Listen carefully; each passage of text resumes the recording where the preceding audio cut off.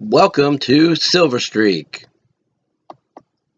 Well, just like every great adventure movie or any cool comedy or anything that we've been programmed to watch, the distractions are always part of the plan.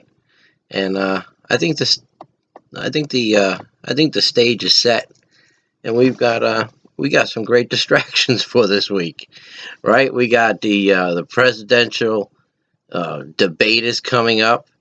We've got the ACB is trying to, get confirmed for the Supreme Court judicial spot, and that is opening up a whole uh, bag of worms with religion and all other things that are playing a role now, and uh, people wanting to voice their opinions about her.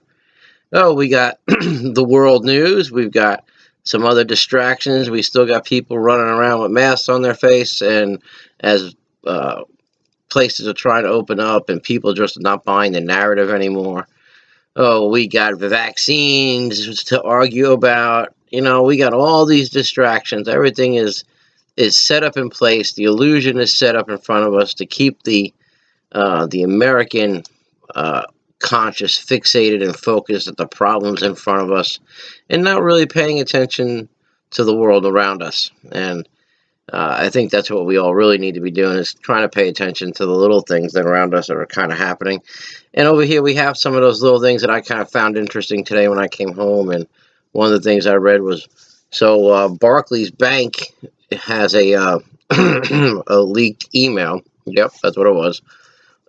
Where they're telling their employees that, you got to be back to work, back in the New York offices come October, because other banks and businesses are coming online, and October is going to be a very busy month. So that's some interesting news, because does that mean, as we've seen these markets open, do we see the dollar rally? So will we see a kind of like what we had just recently, a little mid-October slump for silver and gold prices? Is that something we can look forward to and plan to, so we can continue stockpiling our strategic stockpiles? So that's one interesting little tidbit of news that I found when I came home this afternoon, amongst other things, watching different podcasts and listening to everybody this afternoon. And then I'm down here in Florida. We have the Kennedy Space Center, and it's where SpaceX is doing a lot of their Starlink launches. And today they happened to scrub a launch that had 60 satellites on it.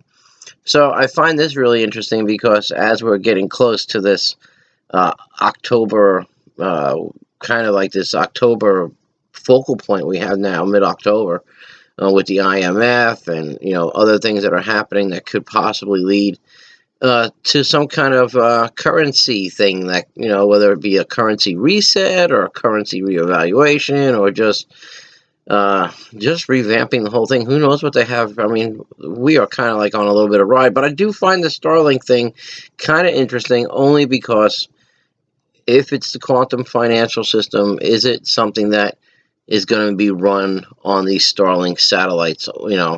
It could happen. I mean, we don't know. There's a lot of players. There's a lot of things happening right now, and we are literally watching the movie. We are kicking back, and we are watching this all play out in front of us. Who knows? There's probably a lot more on the way this week, because the attention span of the American people is all about 2 milliseconds. So how the mask thing has hung on so long, I have no idea. But behind the scenes, behind the audience that's watching the show, we have new markets opening up, and this influx of new buyers and people who are driving the markets for silver and gold, because we have a lot. I'm new. We have a lot of new investors. We have a lot of big players that have up their investments. So this drive to the market is allowing us to see through the illusion. The volume alone will kill the manipulation. And I think that's kind of what we saw today, was that we probably should have seen prices go down again today. I think that's maybe what a lot of people were hoping for or expecting. And instead of that, we see a rally. We see it climb back up What did she finish at? Oh, 24. Yeah. So yeah, we're 23.70. So yeah, we're right back up in the $24 range. So we definitely found resilience. I thought we'd find resilience a little bit lower, listening to some of the things I was hearing, but we found it like $22. It bounces back up. So what are they going to do to us next? I think the